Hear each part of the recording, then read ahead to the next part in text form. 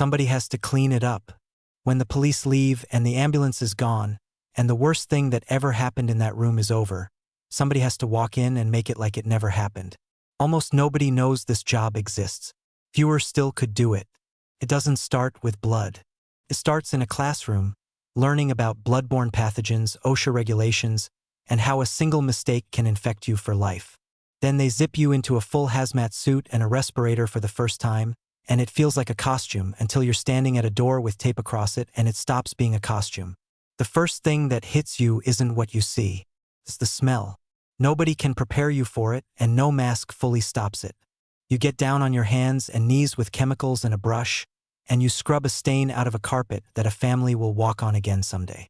You seal what you remove into a red biohazard bag, into a rigid container handled like the dangerous material it is. Entry-level crime scene technicians start around $18 to $20 an hour, not much, for what you're about to carry. And that first night, you stand in your own shower at home, scrubbing skin that's already clean, trying to get a smell off you that isn't there anymore. You go back the next day and the day after that. You learn the work is methodical, tools laid out, every surface accounted for. You learn to sweep a UV light across a dark room and see the things the human eye was never meant to find. You learn to pull up flooring and cut out subfloor, because clean doesn't mean wipe down, it means gone. And you learn the hardest skill of all, how to stand in a hallway and talk gently to a family on the worst day of their lives, and how to box up their photographs and belongings like they're the most precious things on earth, because to someone they are. The nervous newcomer disappears. Now you take the jobs that break other people. The ones where someone wasn't found for a long time.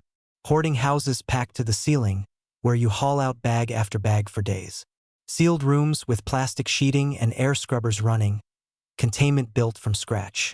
And every so often, a small tear in a glove reminds you exactly what you're standing in, and your heart stops until you've decontaminated and checked. You strip the suit off in careful stages beside the van, because the way you take it off is the difference between going home clean and taking the job home with you. But some of it comes home anyway. That's the part nobody warns you about. You lie awake staring at the ceiling, replaying rooms. You sit at dinner with your family and you're somewhere else entirely. The good companies know this, and the ones who last are the ones who talk to someone, a therapist, a counselor, because pretending it doesn't affect you is how this job destroys people. The ones who take care of their minds are the ones who get to stay. Then you become the specialist.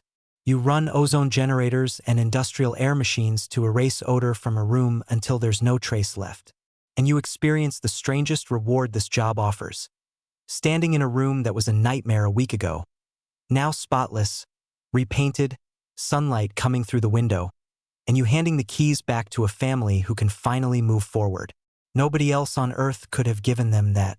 Experienced technicians and specialists earn around $50,000 to $70,000 a year.